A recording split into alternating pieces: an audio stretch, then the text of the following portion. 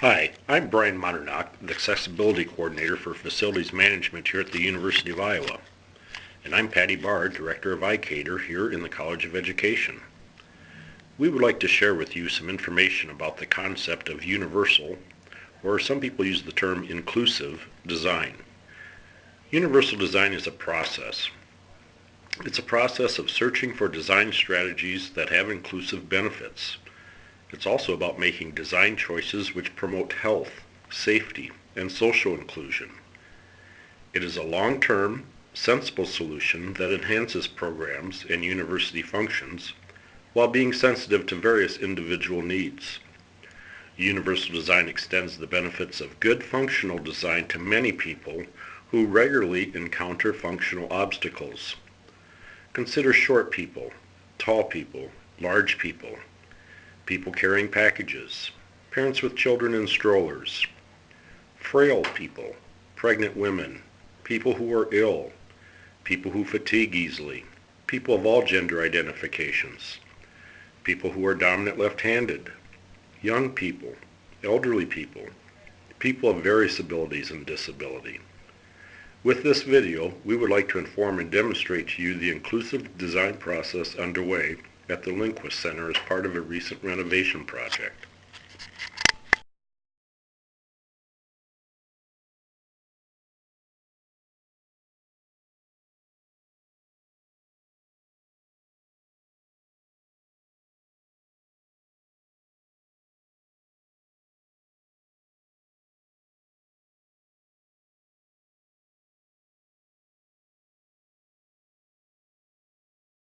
I'm Christopher Morphew. I'm Executive Associate Dean in the College of Education, and I supervise the renovation of the N110 space.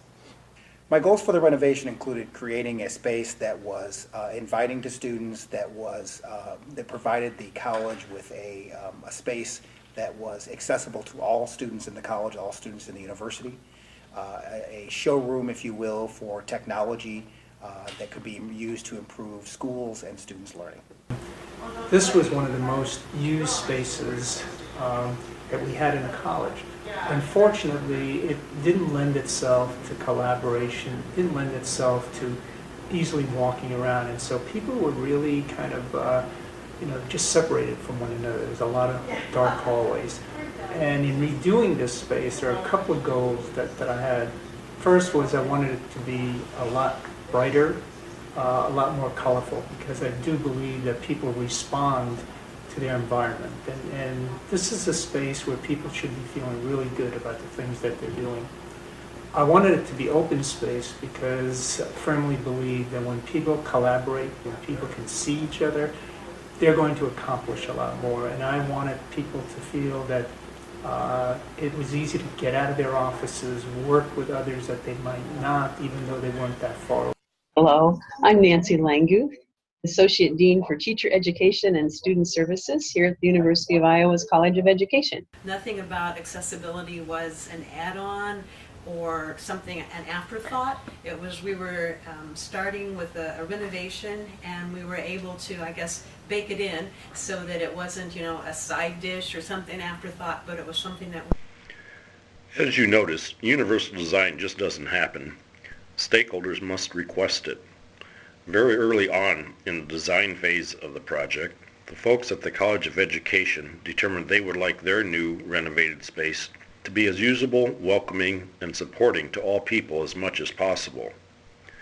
They therefore challenged the design professionals to incorporate the universal design process into their project.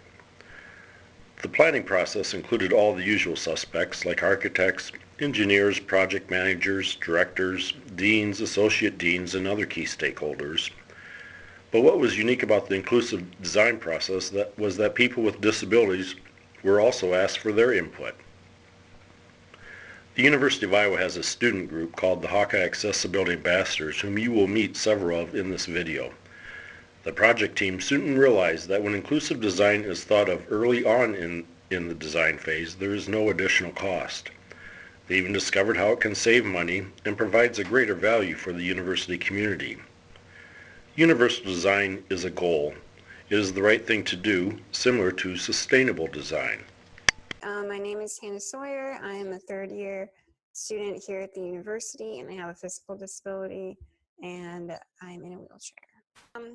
Well, the new push buttons to get into the doors, they probably are about 3 feet, I'm guessing, in length, and they're a little vertical strip, and they start at the bottom of the floor and go up. And so anybody in a wheelchair can just drive up to that and push it with their feet or with a part of their wheelchair, instead of it being a small surface area that they have to push with their hand, with which, perhaps like they can't reach that spot or it's too hard to push.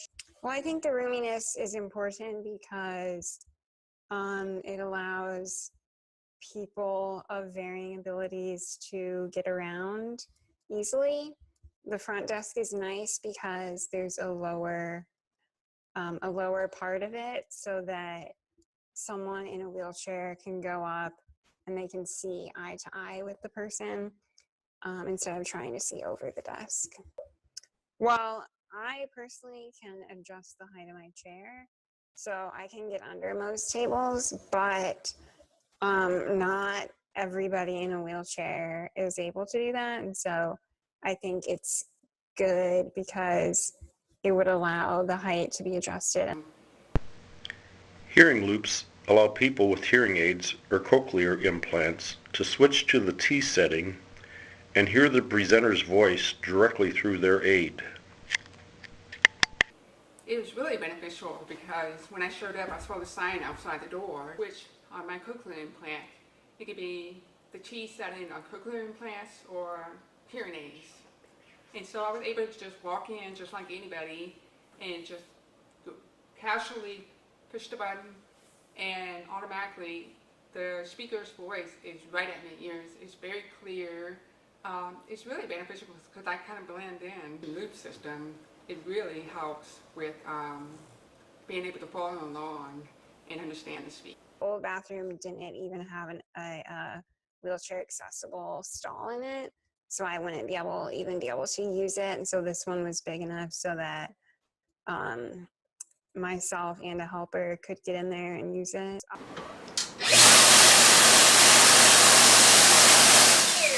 As you see, Hannah would not be able to get her hands into the hand dryers that require you to insert your hands in.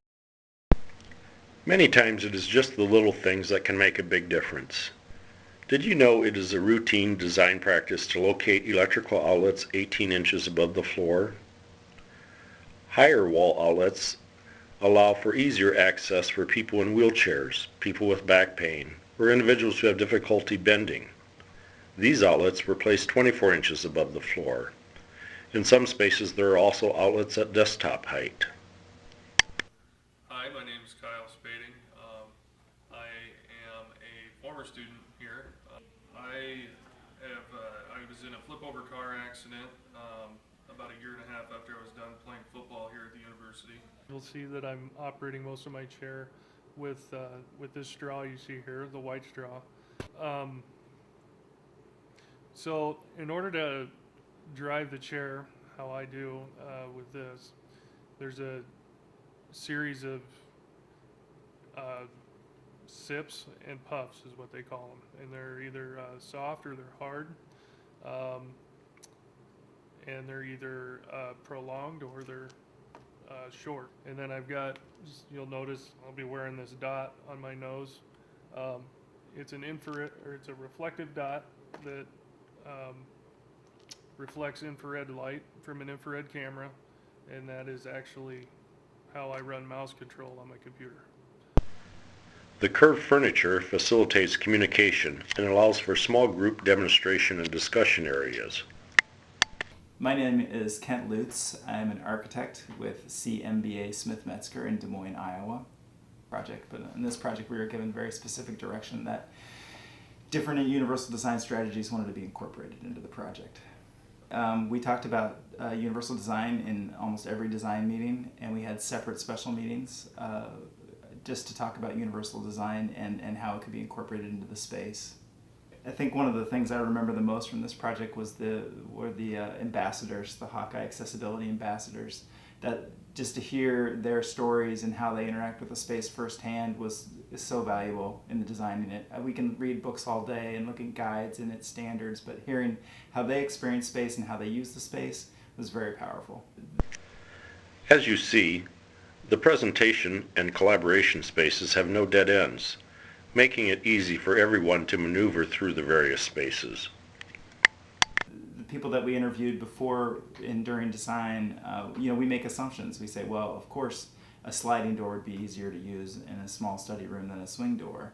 But when we sat down and interviewed the people that actually used the spaces, we learned that no, it's actually the opposite. A swinging door is easier to use than a sliding door for some people.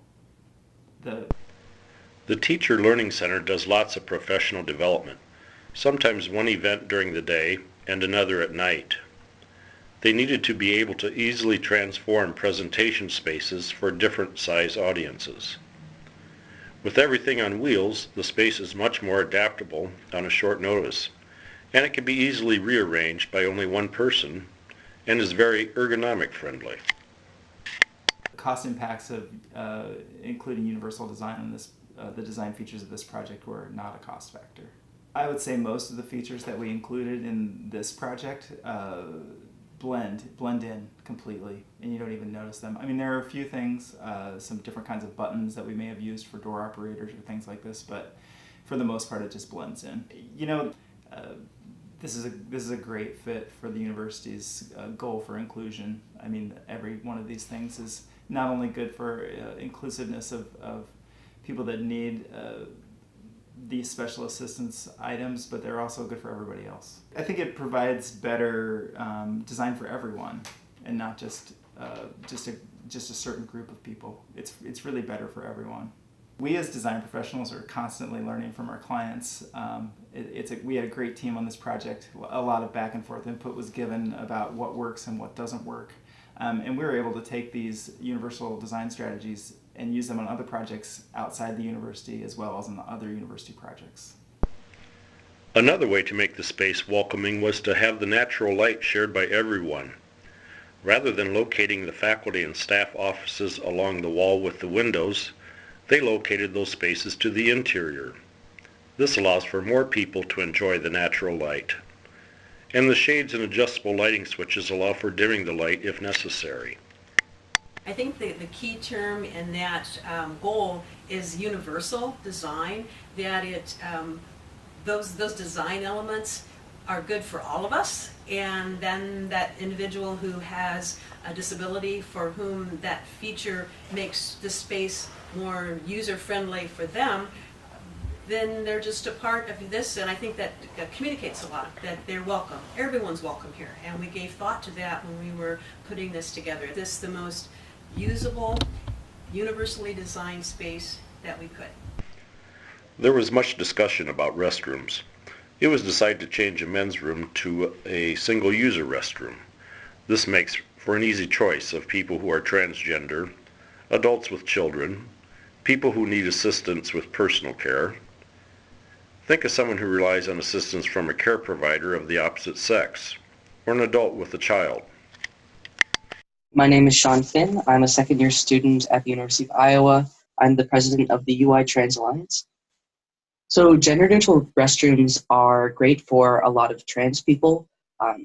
Maybe trans people don't necessarily feel comfortable using either bathroom because of concerns over safety or concerns over identity. They're also very useful for trans people who are non-binary and don't identify with either male or female. And so this bathroom gives an option for those people to use a bathroom on campus. Gender-neutral bathrooms are also really nice for anyone who doesn't have very normative gender expression. So perhaps somebody does identify as a cisgender female, but their gender expression may get them strange looks by going into the women's restrooms. And so a gender-neutral bathroom is more comfortable for them to use that space. Did you know that 96% of disabilities are invisible?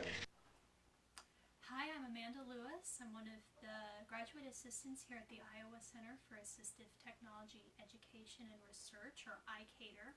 I'm also a doctoral student in school psychology in the Department of Psychological and Quantitative Quantitative Foundations here in the College of Ed. I was diagnosed when I was about 8 years old with specific learning disabilities in written expression as well as math calculation. I also have some difficulties with working memory and processing. I taught high school for a year before I came here to start my PhD program, and I remember asking my students who knew that I had a learning disability myself. All of my students had specific learning disabilities.